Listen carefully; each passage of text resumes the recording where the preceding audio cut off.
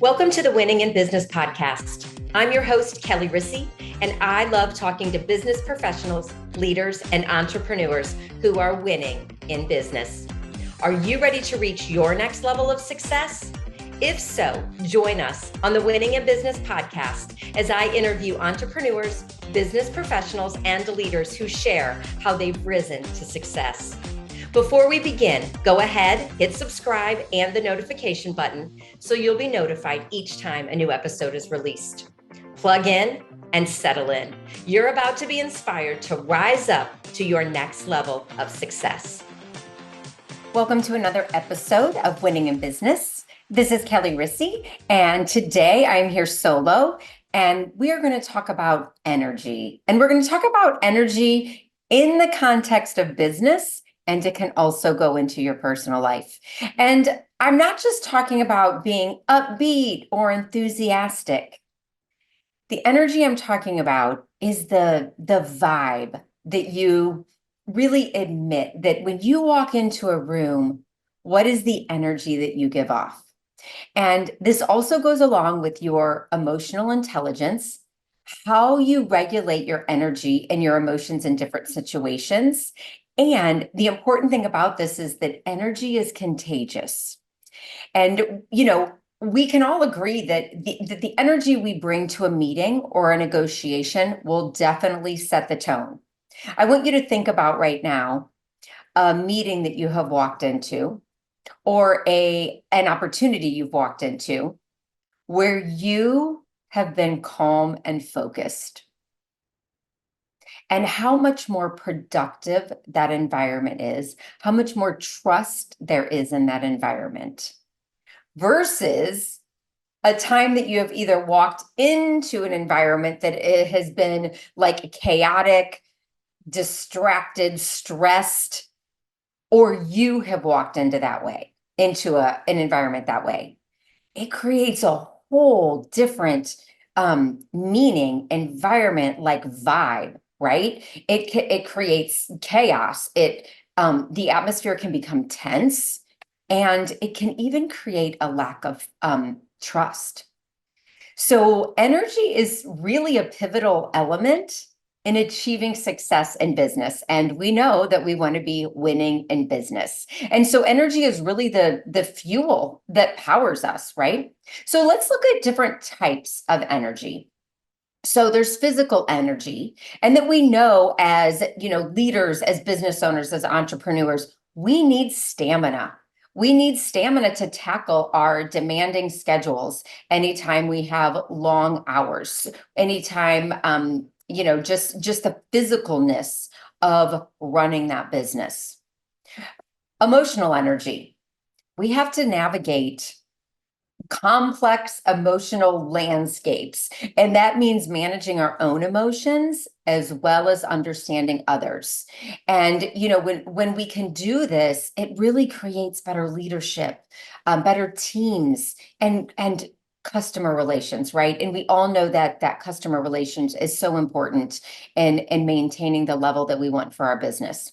Mental energy is another one, having that sharp focus, clear thinking, so that you can be a great decision maker. You can solve problems easily and quickly. Mental energy really allows you to concentrate on your goals and come up with innovative solutions for the challenges that we face and the challenges that your clients face, so that you are coming up with those innovative products for them. And then there's spiritual energy. And this provides a sense of purpose, a sense of direction.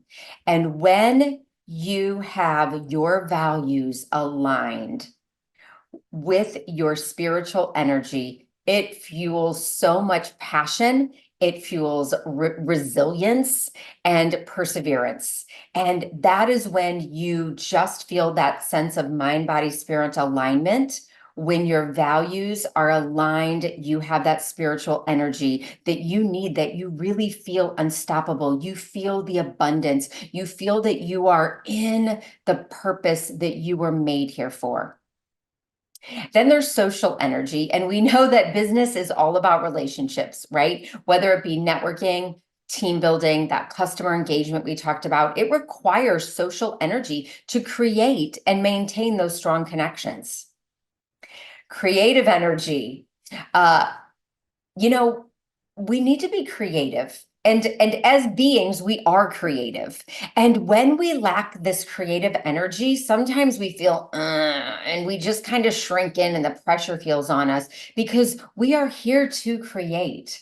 We are creative beings. And this really helps us just brainstorm and express ourselves. And that's what we're here for, is to express ourselves, express our products, express what we have to the world, to our customers specifically. And then there's financial energy. This really involves the focus and the savvy of managing resources, investments, the financial risks, the growth, the sustainability that we need for business and that we need for our personal lives as well. So when we think about those 7 energies, was there one or two that really stood out for you? That you're like, oh, that's an important energy for me. Because balancing these energies really does lead to higher productivity, better decision making, a stronger leadership, and again, ultimately, winning in business. And it's not always just about having that great business idea or strategy. It's about having the energy to bring them to life, to sustain them, to spread them into the world, to bring your greatness out into the light. And so now let's move into what can block or diminish these types of energies, because when we can understand what's blocking it, then we can figure out how to move through it. So let's go start with physical energy. So the physical energy blockers, this can be poor diet, nutrition. This can be lack of exercise, right? Because energy gets stuck in our body and movement helps the energy move through. This can be lack of sleep. It can be chronic stress, burning the candle at both ends, right? Burnout. So those are some of the energy blockers. Think about, what do you need to do in this area to bump up your physical energy? Emotional energy blockers. So this is unresolved emotional issues or trauma. It can be a small T trauma or a big T trauma. It can be chronic stress again. It can be negative mindset, pessimism. It can be a lack of emotional support, or maybe you feel just alone and isolated. And these emotional energy blockers, I also like to look at them in 4 different areas. Where are you striving? Where are you safeguarding and holding yourself back? Where are you trying to save others? And where are you trying to give support and not ask for support in return? Because those can all be emotional energy blockers. Mental energy blockers.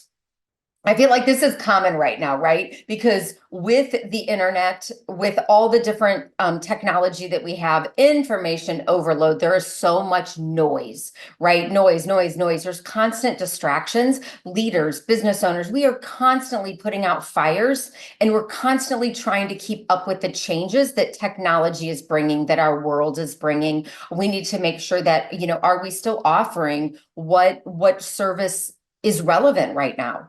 And these can be mental energy blockers for us. Chronic stress, this is going to lead to mental fatigue.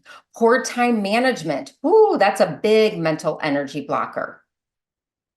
And so, knowing that if you have any of those mental energy blockers, recognizing that and being aware of that, so then that you can start shifting that. Spiritual energy blockers. So in my opinion, when your spiritual energy is blocked, everything becomes blocked. You are no longer connected to your source, your God, the universe, Jesus, Buddha, whoever that is to you. And so you're searching and grasping for anything to have that spiritual connection. And this happens when there's a misalignment when with your personal values and actions. And it's really interesting because I have a lot of clients that do my 1-day rapid release breakthrough, and they're usually up against something, and it's not they're like stuck and they're frustrated and they're feeling pressure, and sometimes they get angry with themselves and they're just like, ugh. And what happens is that their values are no longer aligned. And then what they want and their subconscious values, they're not getting anywhere. And so there's just this friction, and then they feel disconnected. They feel disconnected with themselves. It can often lead to like some type of almost like a crisis in your faith, right? Because we know that we're meant to do what we're doing, but it's not working, and there's this misalignment. And so getting that back in alignment, then you bring that spiritual energy back up, and like all is well in the world, and you are doing what you are doing what you are meant to do, and spreading that energy and that high vibe that you bring to the world. So that one is super. I feel like that one is one of the most important ones of all. Then there's your social energy blockers. This one actually, I feel like, has to do with lack of boundaries. So this is when you're overcommitted.